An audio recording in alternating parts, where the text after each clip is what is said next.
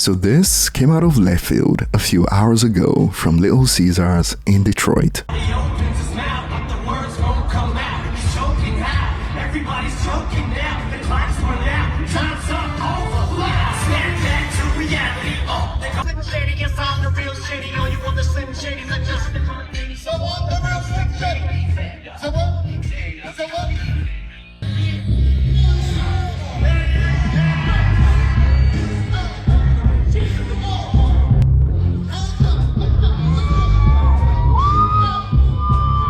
And it is exciting times. Eminem making an appearance without a warning. That MMLP3 album is done, son. Announce it already at Eminem and Paul Rosenberg.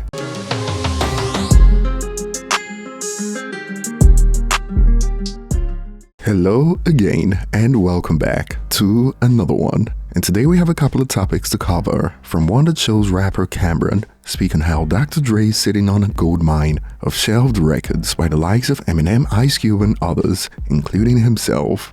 And to be honest, this sparked some wild reactions as some rap fans used this as an opportunity to throw some jabs at Dr. Dre. And from Fat Joe, we got to hear him speak on Eminem's dedication to the city of Detroit and also the potential that was wasted after 50 Cent and The Game fell out. And 50's ex-girlfriends can't stop talking about the rapper. A few weeks ago, it was Vivica Fox going off, and recently we got to hear from Chelsea Handler about how she got, quote, the wrong impression that pushed her to make an expensive purchase due to 50 Cent.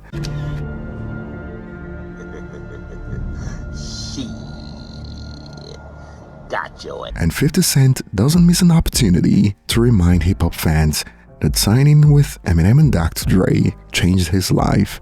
And starting with Fat Joe, he shared his take on what he believes to be the worst breakup in hip-hop history. I feel like the worst breakup in hip-hop history, they could have ran it up. Legend is 50 Cent and Game. That right there was the new emergence of Snoop and Dre. The records they made, the shit they made was so classic. Listen, I wasn't getting along with 50 at the time, and I knew that shit wasn't. I guess he'll say all money ain't good money, right? Because they was on fire. What if Game and 50 would have stood together? We would have had crazy classic albums. Who you think? All the notes. Oh man, that's that fuck. That's how you want the fucking.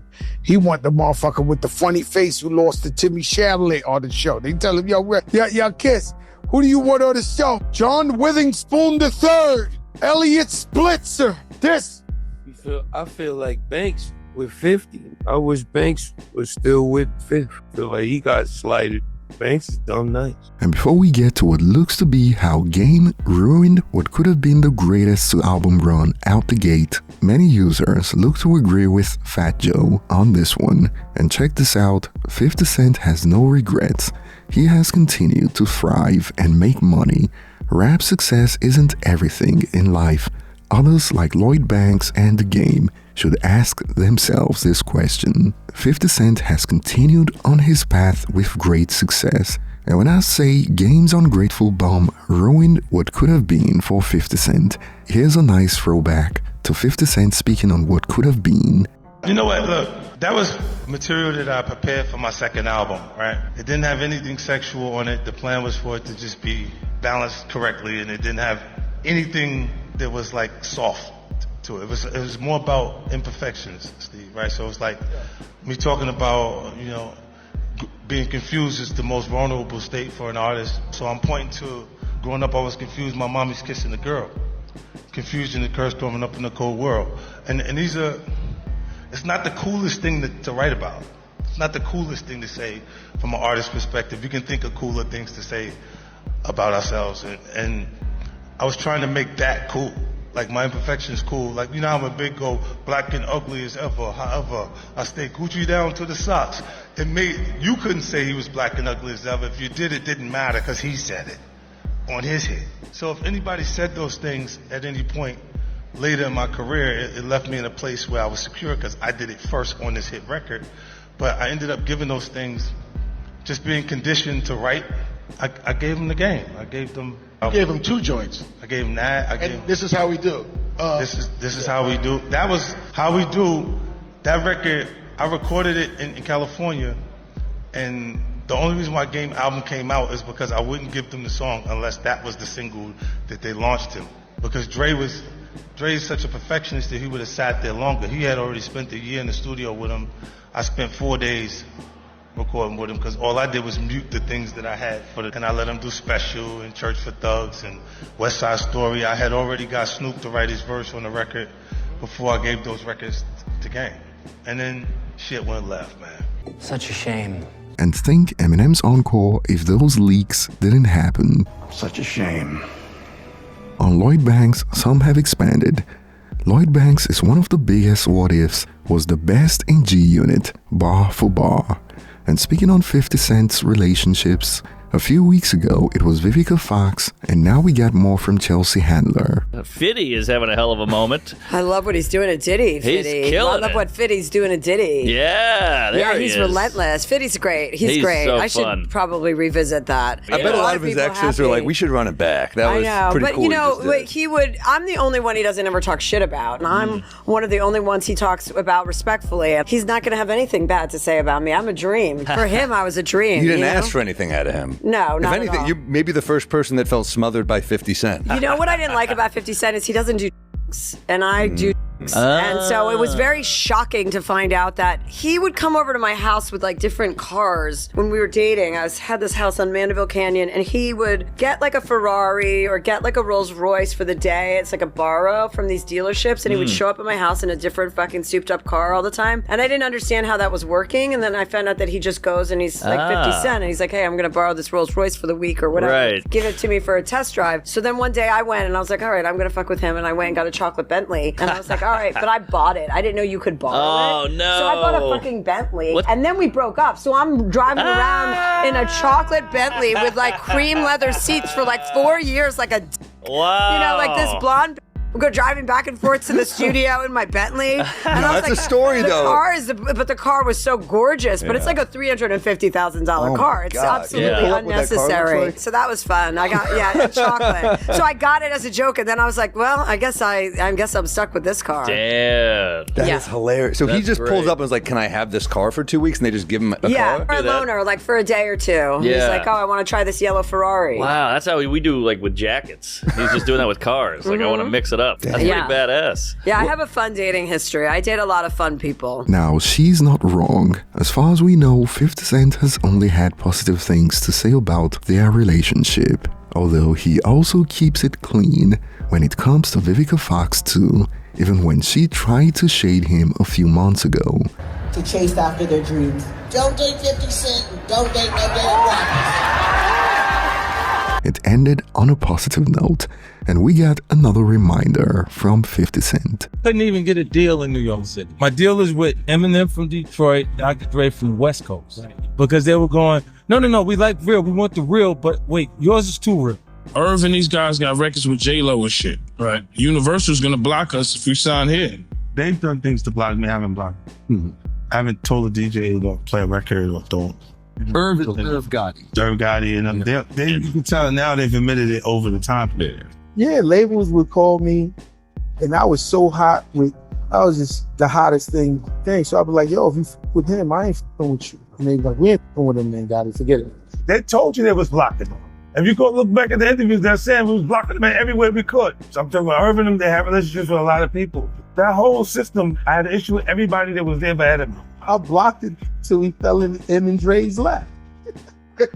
And 50 Cent posted that and added the caption, "That didn't work, laughing emoji. You see how trying to block someone's blessing may make them bigger and better? Be aware of suckers, they are out here." And perhaps 50 has got the greatest come-up story in hip-hop, survived 9 shots, industry politics and all, to become one of the most successful rappers of all time, who's also huge in other entertainment spaces like film, TV, and at one point, even video games. And if you recall, even 50 touched on Dr. Dre being a perfectionist, and we got to hear from Cameron, who revealed he made some records with Dr. Dre that will never see the light of day.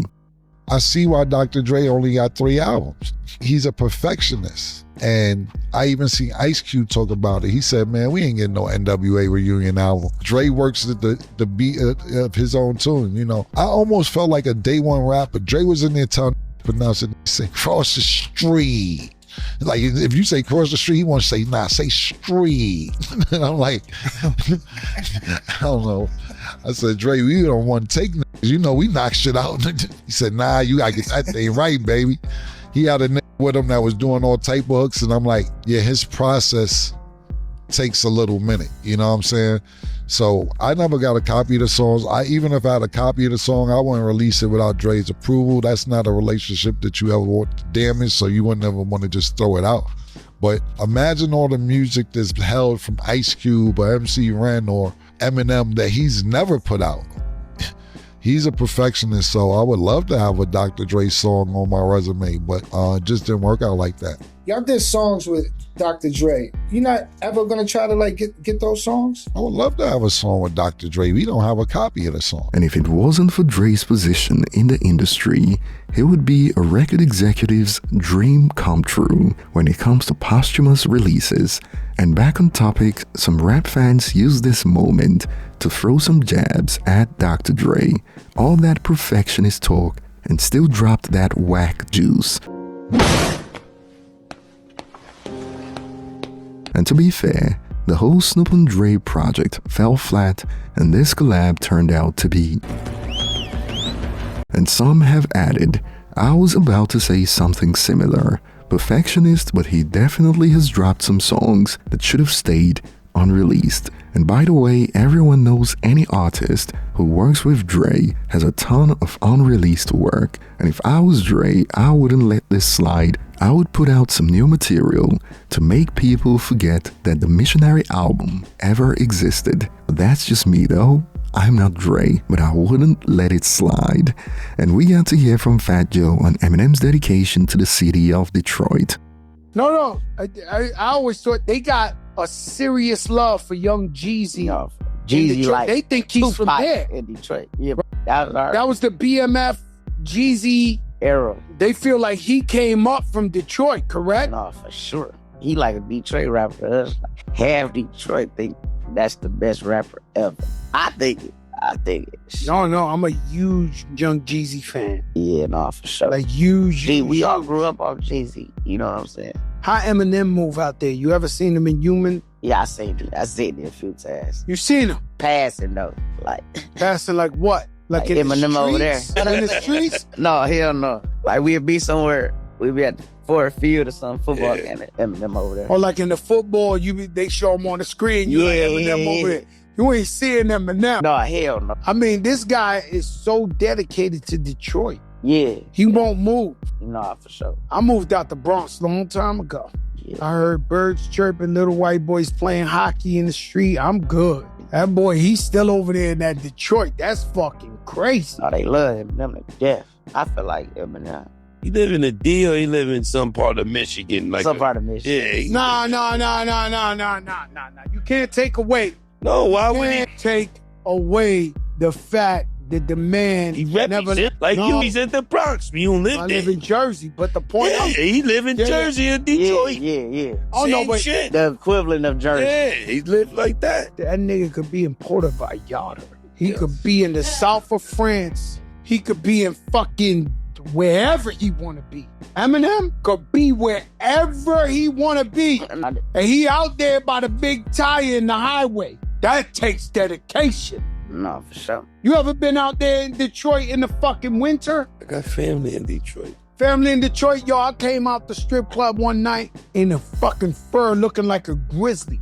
Yeah. And I walked out, I said, this shit was like that cold in Detroit. Shit. What you think about New York? You don't think this motherfucker cold? Not like that. I think this worse than us. Coldest hell. place. And some take this as Dog trying to tell you, ain't no white boy the best rapper out of Detroit.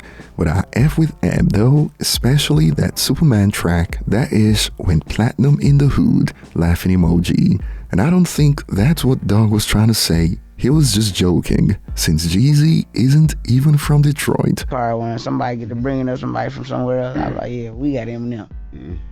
You feel me? I feel like he the GOAT. But truth be told, it is a lot of Detroit rappers and people from Detroit who are salty about M's status in hip-hop can't win them all. And Boosie called it, It's always like that. Wherever you from, you will get hated the most. You know, most rappers die in their own city. And that will be all for today, and I'll be looking forward to your thoughts in the comment section. Thanks for watching, and I will see you on the next one.